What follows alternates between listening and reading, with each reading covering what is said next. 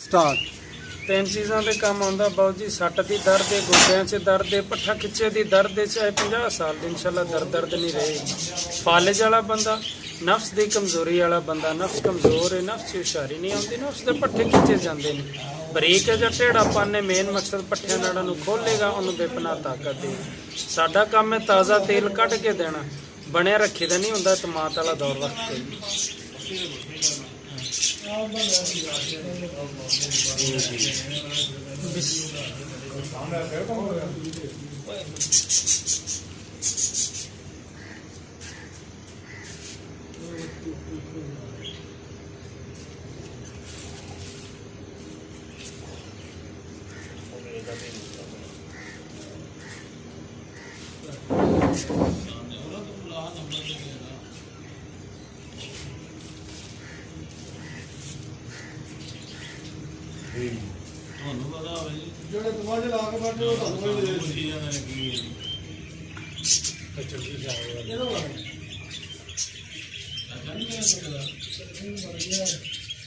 लो जी। ਇਹਦਾ असल तेल बनेगा, बाकी ਇਹਦੇ 'ਚ कोई शै नहीं।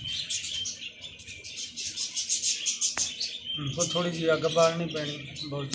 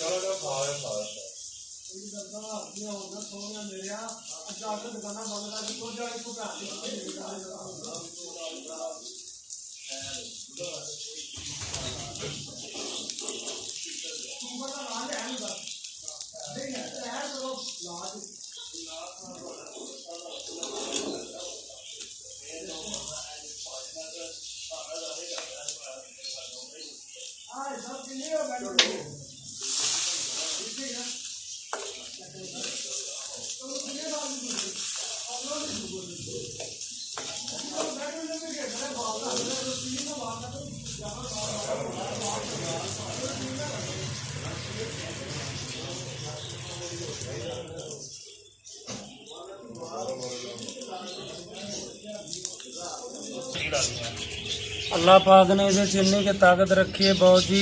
ये छुरी फेर दी, पेट चेक कर लेता, 10 घंटे अपनी जिस्म की हरकत रहेगा। बगैर खाण पीण तो 2-2 3-3 साल जिंदा रह जाता। धौन ला दो, पेट चेक कर लो, 10 घंटे जिस्म की हरकत च रहिंदा, हवा दे नाल प्यास पूरी करता। सोहणे रब दा निज़ाम। साडा काम है ताज़ा तेल कढ़ के देना, कुताई नहीं करी। जिहड़ा इहदा असल तेल इन्ना का ही बनदा।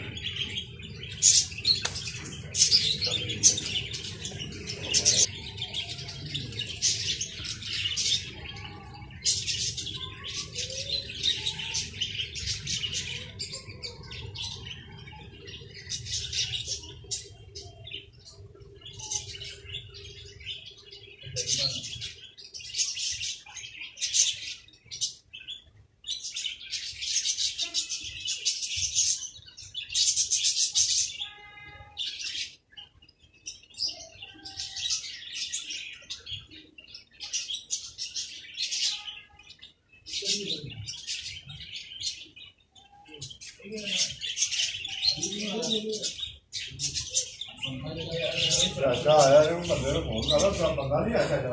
गवर्नमेंट फोन कर दुकान पे बैठा है।